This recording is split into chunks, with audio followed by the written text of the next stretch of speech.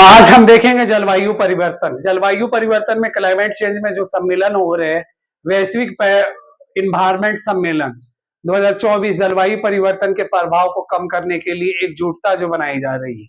यह सम्मेलन कहाँ हो रहा है? अजरबैजान में हो रहा है। COP 29 के नाम से जाना जा रहा है इसको।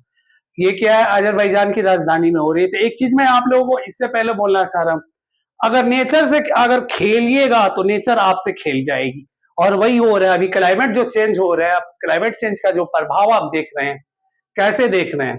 कार्बन उत्सर्जन पे जो कानून बना था, कार्बन कटौती पे, तो हर देश तो आज युद्ध के तरफ उलझे पड़े हुए हैं, और वहां पे न्यूक्लियर वार हो रहे हैं, वहां पे कितने रेडिएशन निकल रहा है, उससे क्लाइमेट कहां से सुधरेगा? ये सम्मेलन हो रहा है, ये सम्मेलन का क्या इम्पैक्ट पड़ेगा, ये बताइए आप लोग।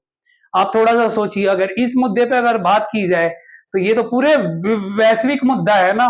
ये भाई वैश्विक मुद्दा है और इसका समाधान होना चाहिए। आप देखिए ग्लेशियर पिघल रहा है, ग्लेशियर पिघल रहा है ना, हिमालय की ग्लेशियर पिघल रहा है। आपको आप अपने देश में ही चले जाइए ना, भारत में उत्तराखंड में चले जाइए, लैंडस्लाइड के मामला हो रहे हैं, ग्लेशियर कितने पिघल रहे हैं, वहां पे आए दिन लैंडस्लाइड हो रही है, भूकंप के झटके महसूस किए जा रहे हैं। तो ये तो होना है भाई, प्राकृतिक से जब आप खेलेंगे तो आपके साथ प्राकृतिक भी तो खेलेगी ना। ये नहीं है कि रंगीन होगा, बिल्कुल रंगीन शामें नहीं होगी, उजड़ी हुई शामें होगी। तो वही हो रहा है ये। अब इसमें हम देखा जाए कि अगर एक चीज ये बोल रहा हूं, अगर क्लाइमेट चेंज हो रहा है तो क्लाइमेट चेंज में देखिए सुबह का मौसम कैसा रह रहा है, सुबह स्वेटर डाले रह रहे हैं, दिन में जो है आप टी शर्ट पे निकल रहे हैं, रात में फिर कंबल का मजा ले रहे हैं। तो ये चीजें चल रहा है ना भाई, चल रहा है। तो चलिए आज देखते हैं आप टॉपिक की तरफ। टॉपिक हम देखेंगे नवंबर दिसंबर 2024 में दुनिया के सबसे प्रमुख नेता, वैज्ञानिक और सामाजिक विचार एक मंच पर इकट्ठा हो रहे हैं। इसमें क्या होगा? इसमें पॉलिटिशियन भी होंगे, इसमें इसमें जो वैज्ञानिक भी होंगे, साइंटिस्ट भी होंगे और सामाजिक विचारक भी होंगे, सोशल एक्टिविटीज जो होते हैं वो भी होंगे, इसमें इकोनॉमिस्ट भी होंगे, इसमें सब सारे बुद्धिजीवी वर्ल्ड के इकट्ठे हो रहे हैं इस मंच पे। ये सम्मेलन एक ऐतिहासिक कदम है जिसका उद्देश्य जलवायु परिवर्तन को समझना है, जो इससे होने वाली हानि को टाला जा सके और इसका समाधान निकाला जा सके। ये कब हुआ? ये नवंबर दिसंबर में जो इसका सम्मेलन हो रहा है, आपको अजरबैजान में हो रहा है, उसी के अकॉर्डिंग मैं ये आपको बोल रहा हूँ। और इनफैक्ट हो चुका है, नवंबर में हो चुका है, और दिसंबर में जो है आपको नवंबर दिसंबर में इसका जो है पूरा सारा सब कुछ आपने देखा ही होगा कि इजराइल के जो राष्ट्रपति वहां से टर्की के ऊपर से जो आ रहे थे प्लेन से, तो टर्की की गवर्नमेंट ने उनको एयर स्पेस में ही बंद कर दिया, रोक दिया था। जो है स्पेस में ही वो उन्होंने रोक दिया, बोला कि हमारे क्षेत्रीय हवाई आप यूज नहीं कर सकते हैं, नहीं तो आपको मार गिराया जाएगा। इसी सम्मेलन में भाग लेने के लिए कहा अजरबैजान, अजरबैजान की राजधानी क्या है? बाकू है। समझ गए? अब सम्मेलन का मुख्य लक्ष्य क्या है? कार्बन उत्सर्जन को शून्य करना है। कार्बन उत्सर्जन की जो कानून बनी गई है शून्य करने के लिए, तो आप लोगों ने पहले भी कितने सम्मेलन हुए हैं, आपने पिछला सम्मेलन देखा होगा, कोपनहेगन सम्मेलन देखा होगा, कोयटा सम्मेलन आपने देखा होगा, टोरंटो सम्मेलन आपने देखा होगा, रशिया में भी सम्मेलन। आप यहाँ पे चले जाइए, जापान का भी, जापान पे भी एक तरह से प्रतिबंध लगाया गया था कि आप कार्बन उत्सर्जन की कटौती करिए, और रशिया पे भी लगाया गया था कार्बन डेटिंग का जो यूज हो रहा है और कार्बन उत्सर्जन हो रहा है, तो कितना मात्रा में आपको करना है और शून्य पे लाना है, जिसे पराबैंगनी किरण जो है ओजोन परत की लेयर जो है वो, तो उसका जो छेद हो रहा है और पराबैंगनी किरण जो पृथ्वी पे आ रही है, जिसका कारण एक कैंसर का भी बनेगा और तरह तरह से विनाश का बनेगा। तो इस पे इसका जो है ना मुख्य मुद्दा उठाया गया है। ठीक है, अब सम्मेलन का मुख्य लक्ष्य क्या था? कार्बन उत्सर्जन को तो कमी करना ही था। शून्य उत्सर्जन को जो है अपने लक्ष्य को शुरुआती दौर में 2025 से लेकर 2050 तक प्राप्त करने का रोड मैप को प्रस्ताव किया गया था। अब रोड मैप जो प्रस्ताव किया गया है 25 से 50 के बीच में किया गया है। फोजल फ्यूल का उपयोग कम करना है, और जो इसमें फोजल फ्यूल जो है वो कम होगा, और इससे इलेक्ट्रॉनिक्स का जो है जो बोला जाए एनर्जी को उपयोग में लाने का बात कही जा रही है, और new wave energy sources, solar, wind, hydrogen को भी बढ़ावा देने की बात कही गई है। इसमें अविकसित जो बोला जाए अनडेवलप कंट्री की बात कही जाए, विकासशील देशों के लिए सहयोग की, किन की सहयोग की? डेवलप कंट्री की, विकसित देशों की बात कही जा रही है। विकासशील और गरीब देशों के लिए फंडिंग और टेक्नोलॉजी ट्रांसफर प्रदान करने का मसौदा तैयार किया गया है, जिसमें यह भी कहा गया है कि अपनी एनर्जी ऊर्जा नीड्स को सस्टेनेबल तरीके से पूरा कर सकें। और लॉस एंड डैमेज, घाटा और क्षति फंड का विकास जीवन परिवर्तन के प्रभाव को ग्रसित देशों के लिए मदद करेगा। तो ये बात तो कही जा रही है ना, मगर मगर इस पे इम्प्लीमेंट हो तब तो।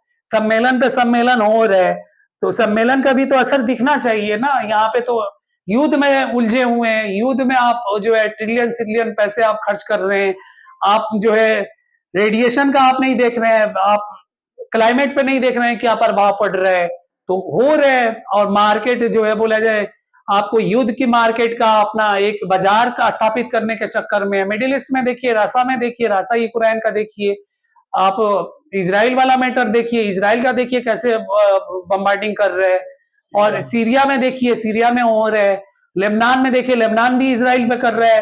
तो ये तो चल ही रहा है ना। ये कहाँ है, कोरिया का देखिए, कोरिया जो नॉर्थ कोरिया है, उत्तरी कोरिया जो है दक्षिणी कोरिया को धमका रहा है, तो कर रहे। उत्तरी कोरिया तो बिल्कुल जो है वो तो बोल रहे हैं कि मैं अभी, अमेरिका ने कुछ बोला, अभी मैं उस पर हाइड्रोजन बम फेंकूंगा।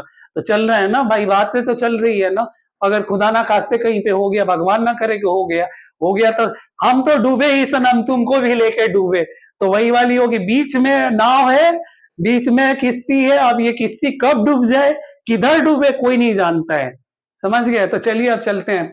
अब कार्बन कैपिटल एंड स्टोरेज की बात हमने कह दी। अब नई टेक्नोलॉजी की में परिवर्तन क्या बोला जाए, आर्टिफिशियल इंटेलिजेंस और मैकेनिक लर्निंग की अगर प्राकृतिक साधनों का सही तरीके से उपयोग करने में किया जाता है, तो इस पे काफी प्रभाव पड़ेगा। किस पे प्रभाव पड़ेगा? क्लाइमेट चेंज को रोकने के लिए प्रभाव पड़ेगा। कार्बन कैप्चर एंड स्टोरेज तरीके टेक्नोलॉजी का विकास और उसका व्यवहार में लाना होता है। प्राकृतिक आपदाओं का समाधान, साइक्लोन, चक्रवात और फुट्स, बाढ़ और सूखा जैसे प्राकृतिक आपदाओं से निपटने के लिए ईयरली वार्निंग सिस्टम और रेसिडेंस बिल्डिंग्स फॉर मतलब फॉर्म वर्क का विकास करना है। समझ गए? अब जब ये विकास होगा तभी कुछ जो है आपको क्लाइमेट में एक तरह से स्थिरता आएगी, नहीं होगा तो स्थिरता नहीं आएगी, डैमेज होता चला जाएगा। जब बारिश का मौसम होता है उस टाइम में बारिश नहीं होगी, सर्दी पड़ेगी। जब सर्दी का मौसम होता है उस टाइम में आपको गर्मी पड़ेगी। जब बारिश के मौसम होता है गर्मी पड़ेगी। तो क्लाइमेट तो चेंज होना ही होना है। कृत्रिम बारिश करवा रहे हैं, आर्टिफिशियल बारिश करवा रहे हैं। आपने अभी देखा होगा मिडिल ईस्ट में, आपको यूएई में, दुबई में हुआ था, क्या बाढ़ की नौबत आ गई थी, जहां पे कोई बारिश का नामो निशान नहीं होता है। मगर इस बार ऐसे ही इन्होंने कृत्रिम बारिश करवाया कि जो आप बोलिएगा कि क्या एकदम वहां पे बाढ़ तहस नहस होने वाला था। और भारत पे भी उसका असर पड़ रहा है। भारत पे क्या, पूरे वर्ल्ड पे असर पड़ रहा है। उधर आप देखिए अमेरिका में, देखिए अमेरिका के कई ऐसे शहर हैं जो अगर थोड़ा सा भी ग्लेशियर पिघल गया तो सबसे पहले अमेरिका जाएगा, मालदीव जाएगा, चाइना के बहुत सारे ऐसे शहर है वो जाएगा। भारत तो तभी सही सलामत, एक लक्षद्वीप को छोड़ दीजिए, गोवा को छोड़ दीजिए, तभी सही सलामत, और मुंबई को छोड़ के तभी सही सलामत। भारत तो बहुत अपना एक तरह से मेंटेन करके रखा है, मगर भारत को भी इस पे काम करना है। इसको भी, इस टॉपिक, इस पॉइंट को भी थोड़ा हाईलाइटेड आप लोग कीजिएगा। अब आप समझे, समझ रहे हैं कि नहीं समझ रहे हैं, बुझे कि नहीं बुझे? नहीं बुझे तो चलिए अगले टॉपिक, आगे अगला पॉइंट की तरफ। संस्थानों का समर्थन। अब संस्थानों का समर्थन कौन करेगा? इंडिजियस और लोकल कम्युनिटीज की भूमिका क्या होना चाहिए, समझना और उनका अनुभव का समर्थन करना होता है। पर्यावरण को सुरक्षित करने के लिए लोकल कन्वर्जेशन इफेक्टेड को बढ़ावा देना होता है। चर्चित मुद्दा और चुनौतियां क्या है वो देखें, हम आपको बता रहे हैं।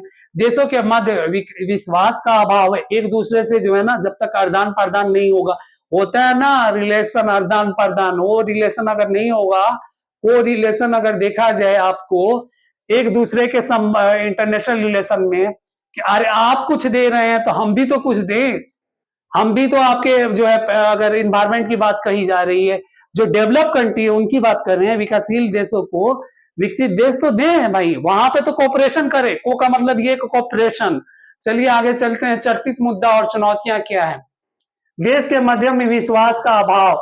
अमेरिका, चाइना और यूरोप जैसे बड़े कंपिटिटर किसमें है? ये ग्लोबल मार्केट में कंपिटिटर है एक दूसरे में, और कार्बन इमिटर्स के मामले में कंपिटिटर है। ये भी रखिएगा, कार्बन उत्सर्जन के मामले में अपना विचार रखने के लिए। लेकिन विश्वास और एक्शन के बीच में अंतर रहा है, इनके बीच में इन कंट्रियों के बीच में। ये सिर्फ विकासशील देशों पे दबाव डालेंगे तो भैया तुम कटौती करो, हम नहीं करते हैं कटौती। वहां पे ये नहीं बोलेंगे भाइयों मेरे बहनों हम कटौती करते हैं, तो वहां पे ये नहीं आएगा भैया तुम कटौती करो। समझ गए आप? चलिए आगे चलते हैं। चर्चित मुद्दा और चुनौतियां। छोटी और डूबने के कगार पर आइसलैंड का सबसे पहले अगर बात कही जाए तो मालदीव की बात कर लीजिए। और अपना इनका जो बोले जाए दुख और व्यक्त किया है, किसने किया? मालदीव ने अपना दुख व्यक्त किया है वहां पे कि सबसे पहले अगर कहीं पे अगर जलमग्न हुआ कंट्री तो मालदीव ही डूबेगा। और उन्होंने फौरन तरीका से ये मांग भी किया कि एक्शन का मतलब कार्रवाई की मांग कही है। ये कहा मालदीव के राष्ट्रपति ने जो है ना अभी COP29 सम्मेलन जो जलवायु परिवर्तन का आपको अजरबैजान में हुआ था, अजरबैजान की राजधानी में, वहां पे बात उठी थी इसकी। और देखिए पर्यावरण और आर्थिक विकास के मध्य संतुलन, इन्वायरमेंट को कैसे संतुलन करना है। कई देश विशेषकर भारत और अफ्रीका के देशों ने कहा है कि पर्यावरण और आर्थिक विकास का संतुलन बनाए रखना सबसे बड़ी चुनौती है। शुरू से बोल रहा हूं, यहाँ पे आगे आगे कौन बोलेगा? भैया हम तो हैं, भाई मेरे बहनों हम तो हैं। मतलब भारत और अफ्रीका जो विकसित, मतलब भारत तो चलिए तब भी अभी है डेवलप के कगार पे आ गया है, मगर अफ्रीका के तो कई सारे ऐसे कंट्रीज जो अनडेवलप हैं, जहां पे मिट्टी खा के गुजारा होती है उनकी। आप लोगों ने सोचा है कभी? तो देखिए अभी भी ऐसी कंट्री है जहां पे अन्न नहीं है खाने को, पीने को पानी नहीं है, और क्लाइमेट से छेड़छाड़ किया जा रहा है। कौन कर रहा है? विकसित देश हैं, अपने ऐसो आराम के लिए मजे के लिए कर रहे हैं। यूरोपियन कंट्री है, मैं तो खुल्लम बोल रहा हूँ भाई, यूरोपियन कंट्री है। यूरोपियन कंट्री में जाके देखिए डेवलपमेंट, अमेरिका में देखिए, ऑस्ट्रेलिया में देखिए, जो गया गुजरा है अफ्रीका और एशिया, यही है ना, ये हकीकत है। कमजोर कौन है? अफ्रीका है और एशिया के कुछ कंट्री विकासशील देश हैं, वही है ना। डेवलप कंट्री तो फाड़ के लेंगे भैया, आ जाओ हमको दे दो, जिधर से भी देना है दे दो, है ना। तो ये फाइनेंशियल और आपको इसमें अगर हम देखेंगे फाइनेंस और इनका जो इन्वेस्टमेंट अगर देखा जाए तो ग्लोबल क्लाइमेट फंड के अगर सुदृढ़ करने के लिए नए और समाधान प्रस्तुत किए गए, लेकिन यह मुद्दा रहा है कि कौन कितना योगदान करेगा। सम्मेलन का मुख्य परिणाम क्या है? वैश्विक जलवायु संधि, एक नया संविधान पर हस्ताक्षर हुआ है जिसमें सभी देशों ने अपने कंजर्वेशन को कम करने की और प्राकृतिक संसाधनों को सुरक्षित करने के लिए कई महत्वपूर्ण कदम उठाने की बात कही है। बात कही गई है, डायलॉग्स बोले जा रहे हैं, बहुत स्वीट डायलॉग्स होंगे, लवली डायलॉग्स होंगे, मगर वो डायलॉग्स कभी जो है ना अपने एंड पे आपने देखा है? कभी लवर अपने टाइम पे नहीं पहुंचता है अपने लव के पास, तो वही चीजें है ये, समझ गए आप। ग्रीन टेक्नोलॉजी और यहाँ पे फंड की बात कही जाए तो $100 बिलियन का एक फंड तैयार किया गया है जो रिसर्च और डेवलपमेंट में इन्वेस्टमेंट होगा। हुआ नहीं है, होगा। लॉस एंड डैमेज कन्वर्जेशन, और यहाँ पे कन्वर्सेशन भी कर रहे हैं, तो वो क्या कर रहे हैं? लॉस और डैमेज जो है उसके बारे में ये कंजर्वेशन की भी बातें करेंगे और इस पे कन्वर्सेशन भी करेंगे, एक तरह से बातचीत भी होगी। देखिए और कंपनसेशन की भी बात कही जाएगी, मतलब जो क्षति हो रहा है उसका पूरा कंपनसेशन का यार तो पहले भी है ना कि कार्बन उत्सर्जन पे अगर तुम्हें होगा तो मैं तुम्हें ठोकूंगा। ये जो है यूएन के आर्टिकल्स में लिखा गया है कि अगर रसा का भी बहुत हंगामा हुआ था कि इतना कार्बन उत्सर्जन हो गया और पूरा जो है आंटी का पिघल जाएगा, ऐसा हो जाएगा वैसा हो जाएगा। चाइना की भी बात कही गई थी, मगर कंपनसेशन जो ठोका जाएगा, मनहानि जो ठोका जाएगा, आज तक मिला है किसी देश को जो अभी ग्रसित हैं ये सब चीजों से? नहीं मिला ना। तो आगे चलिए अब देखते हैं प्राकृतिक आपदाएं एवं विपत्तियों से पीड़ित देशों के लिए एक कंपनसेशन फ्रेमवर्क की बात और लागू करने की बात कही गई है 2023 और 24 के लक्ष्यों के लिए। और डिफिनीशन का अगर देखा जाए इसमें पूरा इन्होंने डिमोलाइज तरीके से जो है ना पूरी प्रकृति की जा रही है और 70% तक कम करने की बात कही जा रही है। वैश्विक पर्यावरण और भविष्य का रास्ता, अब इसमें वैश्विक इन्वायरमेंट अगर देखेंगे हम, ग्लोबल इन्वायरमेंट की अगर बात कही जाए तो इसमें 2024 का यह सम्मेलन इतिहास के पन्नों में एक मिसाल के रूप में लिखा गया है। देखिए होने की तो आसार है और काफी उम्मीदें हैं इससे। इसमें देशों को एक साथ काम करने के लिए अपनी असली चुनौती और इसके परिणाम को 2025 और आगे तक लागू करने की बात कही गई है और एक दूसरे के लिए कोऑपरेशन करने की बात कही गई है कि भाई हम तुम्हारे साथ में हैं, तुम हमारे साथ में रहो, जो है ना, हम तुम्हें साथ दे रहे हैं, तुम भी हमारे साथ दो क्लाइमेट के लिए। और एक तरह से एक दूसरे से वैश्विक आर्थिक मुद्दों को, इससे जो मसला बढ़ रहा है, जो बन रहा है,